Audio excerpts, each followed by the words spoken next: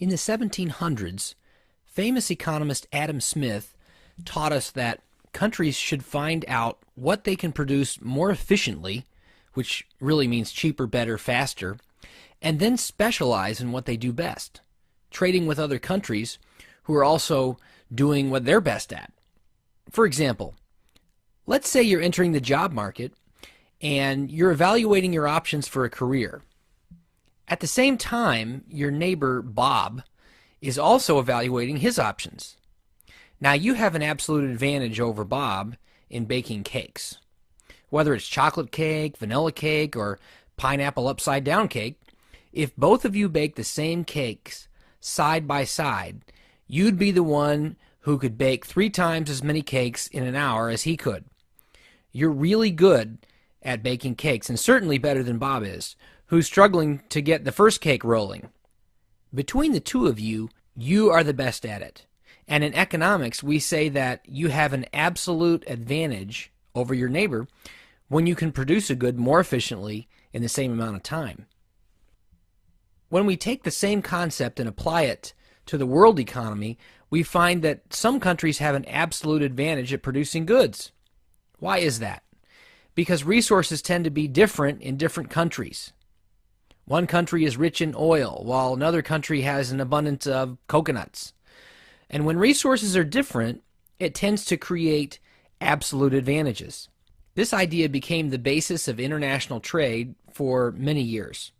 If everyone exports what they're best at, then most countries will be better off because they'll be able to produce and sell more, and they'll have access to a lot more goods and services that other countries produce more efficiently than they do.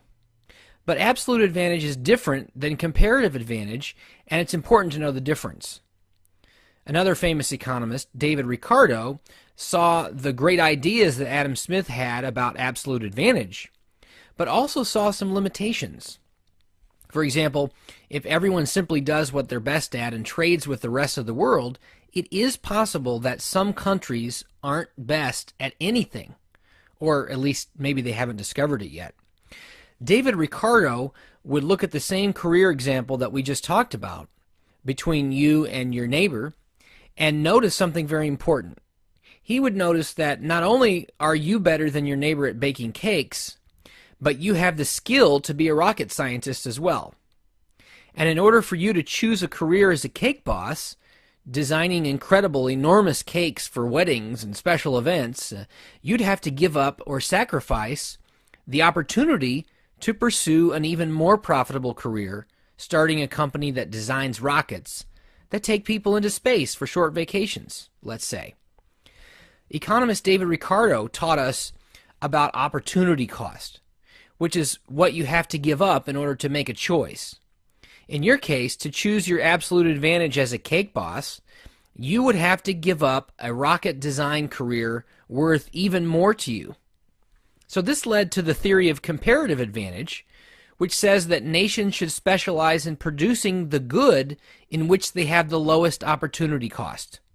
In the end, people would not only look at absolute advantage, but they would also consider comparative advantage when deciding what goods to produce and for whom to produce them. So here's an important point to remember. Everyone has a comparative advantage in something, but may not have an absolute advantage. You could be better than Bob at everything, but Bob may have a lower opportunity cost of becoming a cake boss based on the fact that he isn't a rocket scientist. When we look at international trade, we see that a nation can have an absolute advantage in the production of every good, but they will not have a comparative advantage in everything. Absolute advantage is an important first step in this process, and that's why it's very helpful to learn how to identify it. Let's look at 2 more examples. Let's say there are only 2 countries, country A and country B, and they produce only 2 goods, corn cereal and designer jeans. So here's an illustration of how much each country can produce of these 2 goods using only 1 hour of labor to produce them. As you can see, country B can produce more of both goods than country A. They can produce either 15 boxes of corn cereal or 4 pairs of jeans per hour. Country A, on the other hand, can only produce 10 boxes of corn cereal, or they could produce 3 pairs of designer jeans instead. So what can we say about these two countries and their production possibilities? Country B has an absolute advantage in the production of both goods, in this case corn cereal and designer jeans. That means that they have an absolute advantage because they can produce more of these goods in the same amount of time. Finally, let's look at another example from the perspective of labor productivity. So let's say that country A and country B can produce two goods, salmon or coconut cream pies. As you can see, we have two countries producing two goods again. However, instead of looking at how many goods they can produce in 1 hour, we're looking at how long it takes to produce one good. This is what we call labor productivity.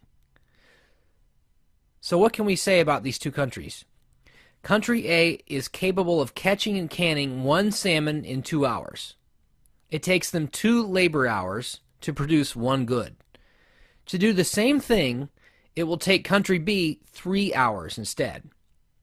So we can see the same pattern going on with coconut cream pies.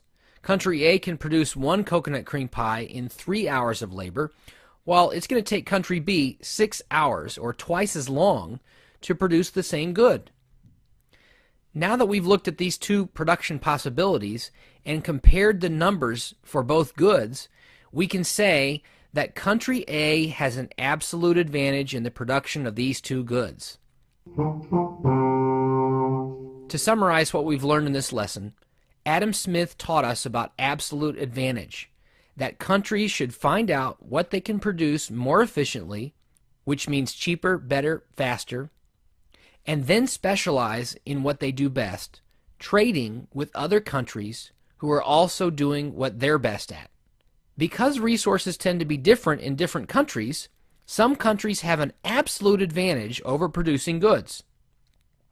The idea of absolute advantage is different than the theory of comparative advantage, which says that nations should specialize in producing the good in which they have the lowest opportunity cost. Everyone has a comparative advantage in something, but may not have an absolute advantage. While a nation can have an absolute advantage in the production of every good, they won't have a comparative advantage in everything.